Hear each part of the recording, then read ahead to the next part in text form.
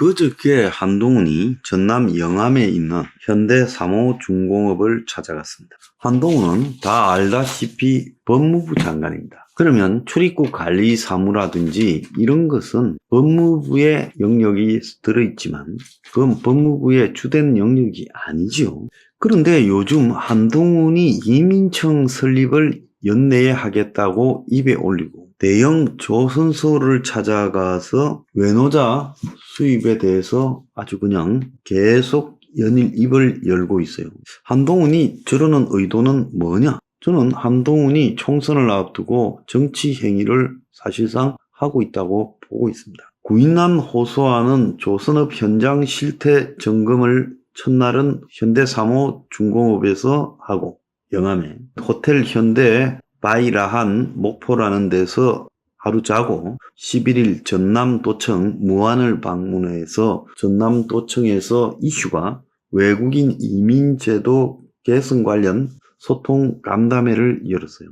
법무부 장관 취임 이후 처음으로 광역자치단체 전남을 방문해서 도지사와 간담회 인사말을 통해 외노자는 단기적으로 깨작깨작 늘리는 것은 효과를 낼 수 없다며 보다 현실적이고 확실한 정책을 내놓겠다고 말했어요. 그래서 전남지사 김영록이 말씀하신 것보다 전남이 더 좋은 것 같다. 어제 돌아보니 무안공항 인근은 볼거리 먹을거리가 많아 접근성만 좋아지면 매력있는 관광지로 해외에 적극 홍보할 수 있을 것 같다라고 말하며 전남이 2004년까지만 해도 인구가 200만을 유지했는데 작년에 181만으로 줄었고 이런 인구 감소는 전남뿐 아니라 대한민국 전체의 문제다.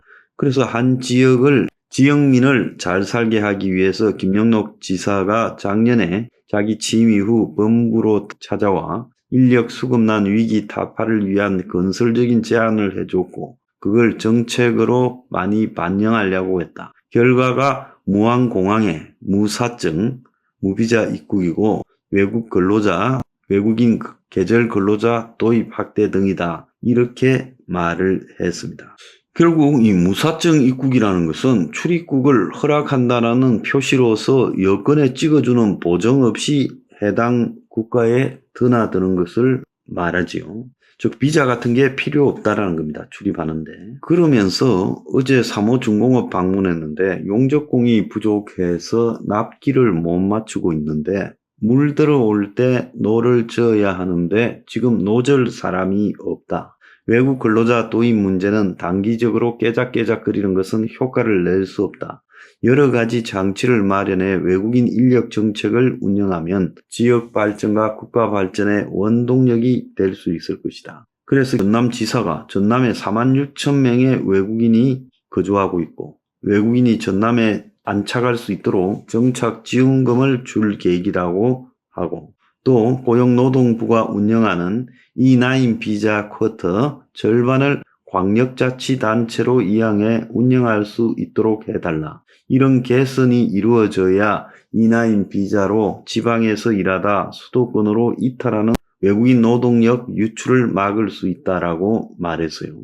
인구 감소 지역 대학, 즉 전남 지역의 대학으로 유학 온 외국인 유학생, 성실 근로자에 대해서도 E9 비자를 발급하고 계절 근로자로 입국한 외국인이 자국 가족을 동반 초청할 수 있도록 제도 개선도 요구했어요. 그래서 성실 근로자 유학생의 E9 비자를 발급하면 유학 경비 조달이 가능해져서 유학생 증가 효과가 될 거고 지방대 활성화에 도움이 될 거다. 이렇게 말했어요. 자, 이 E9이라는 것은 고용허가제를 통해서 입국할 수 있는 외국인 근로자입니다. 그러니까 정부가 쿼터를 가지고 관리하는 그런 근로자예요. E9 비자는 정부가 어디에 몇 명 이런 식으로 쿼터를 통해서 합법적으로 외국인 근로자들을 데려올 때 E9 비자를 발급하는 겁니다.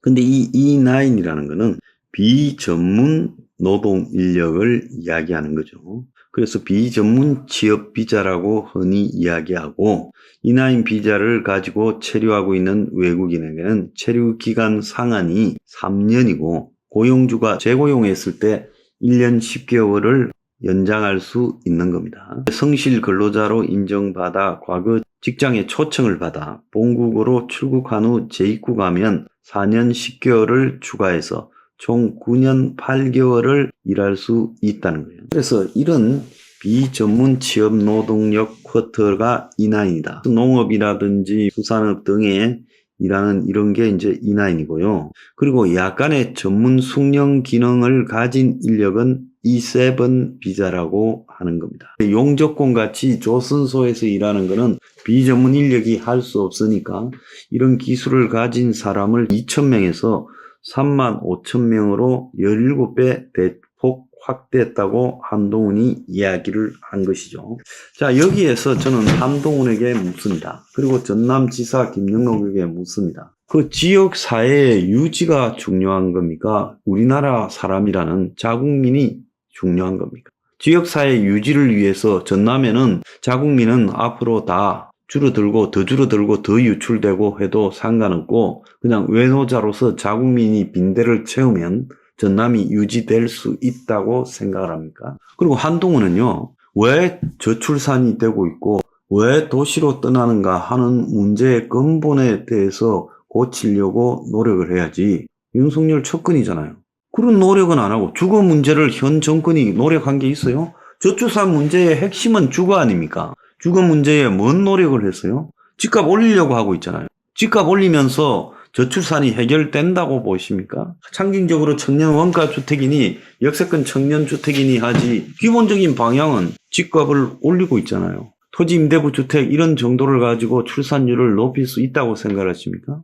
아무런 노력도 하지 않으면서 이 외국인 노동력을 늘리겠다는 것은 기득권의 이득에 충실하려고 하는 거 아니냐. 무슨 큰 뜻이 있어서 법무부 장관이 바쁠 건데 지방에 돌아다니면서 조선소도 가고 전남지사하고 소통 간담회도 하고 있잖아요. 전남지사 민주당이잖아요. 그 민주당 지사하고 법무부 장관이 나란히 앉아가 아주 화기애애하게 소통 간담회를 하면서 거기서 하는 말이 외노자를 깨작깨작 늘리는 거 효과 없다 이런 말을 합니까?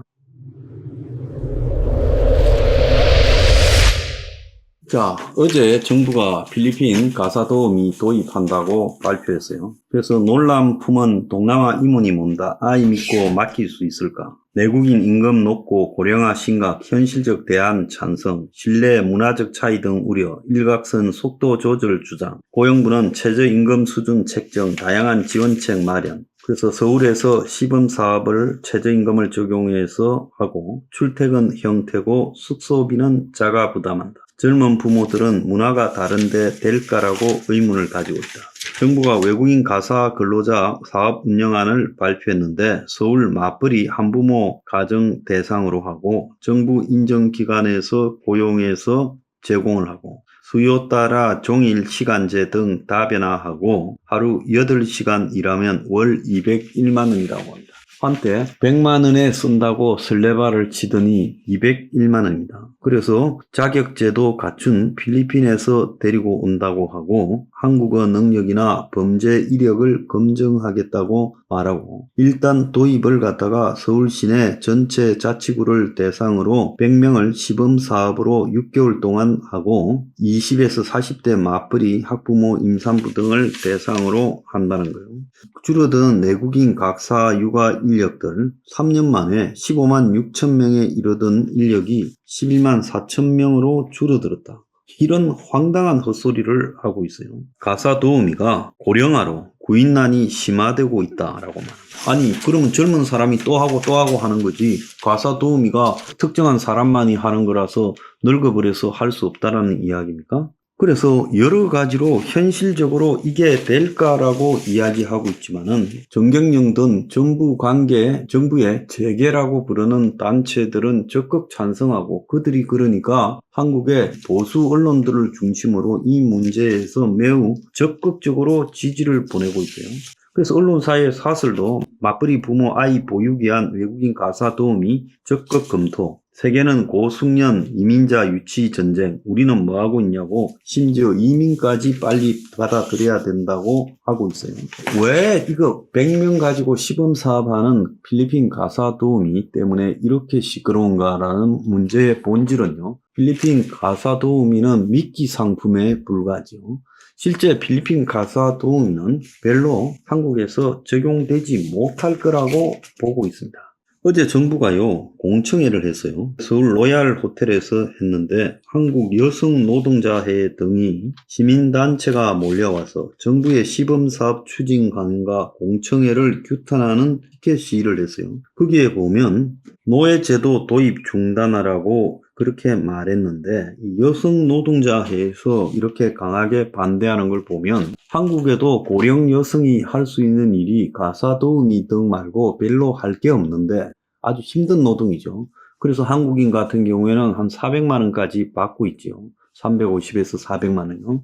근데 이제 정부가 데려오면서 하는 정책 배경을 설명하면서 중상층 가정에서 평균 월급이 한 5, 600만 원 되는데 둘이서 이제 맞벌이 하면 한 월 평균 1000만 원, 1200 정도 버는데, 그렇다면 400만 원을 주는 것은 부담스럽기 때문에 한 200만 원을 주게 되면 비용이 아주 절감이 된다라는 겁니다. 지금도 가사도우미를 구하기가 불가능해서 데려오는 게 아니에요. 솔직히 말하면 대다수는 가사도우미를 쓰기보다 친정이나 시어머니한테 맡겨서 애들을 키우는 경우가 많죠. 맞벌이하는 가정. 아니면 일정하게 애들 키울 때만큼은 직장을 그만두고 애를 키우고, 그 다음에 애가 어느 정도 크고 나면 다시 이제 취업을 하는데, 그럼 경적 단절 여성이 된다, 경단녀 논란을 제기를 하죠. 그런데 젊은 부모들 같은 경우에 50대, 60대 육아 도우미를 선호하는 것은 이 사람들이 한국식의 육아 경험이 있기 때문에 선호하는 건데,